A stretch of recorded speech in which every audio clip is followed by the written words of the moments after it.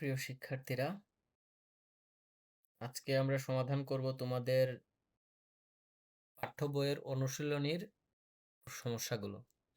খেয়াল করো, এখানে কি বলেছে যে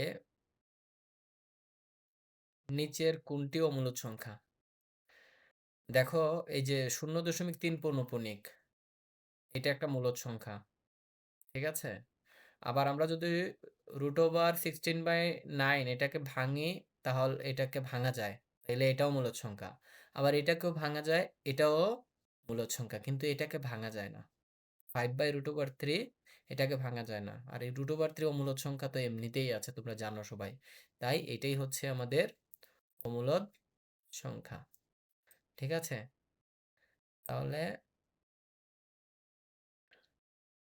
আমাদের অমূলদ সংখ্যা আমরা পেয়ে গেলাম যে এটা, ঠিক আছে? ওকে, তারপরেরটাতে একটু খেয়াল করো। এখানে বলছে এ বি সি ডি চারটি ক্রমিক স্বাভাবিক সংখ্যা হলে নিচের কোনটি পূর্ণবর্গ সংখ্যা?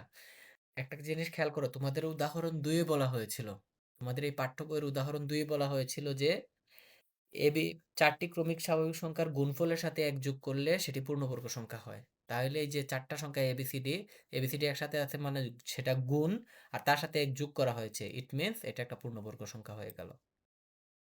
বোঝা গেছে? ওকে, এবার আসো তাহলে তোমাদের 3 নম্বরে। বলছে 1 থেকে 10 পর্যন্ত মৌলিক সংখ্যা কয়টি? 1 থেকে 10 পর্যন্ত মৌলিক সংখ্যা হচ্ছে 4টি।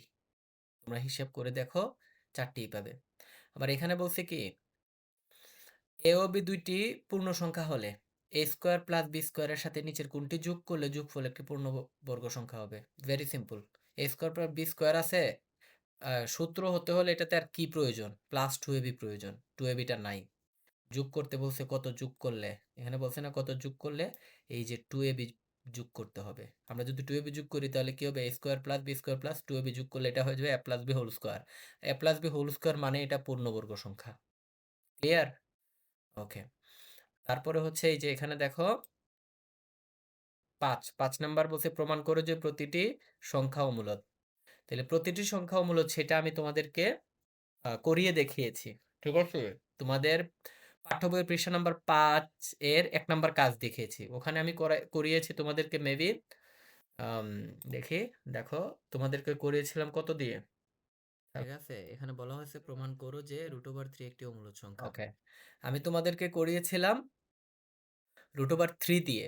সো ভেরি সিম্পল, তোমরা যেটা করবা, এই যে √3 জায়গায় এইগুলা লিখে দিবা, ঠিক আছে? যেখানে √3 আছে সেইখানে 3 এর বদলে √5 বসাই দিবা, √7 বসাই দিবা, √10 বসাই দিবা, আর আমি যেগুলা বলেছি সেগুলা ওই হুবহু লিখবা।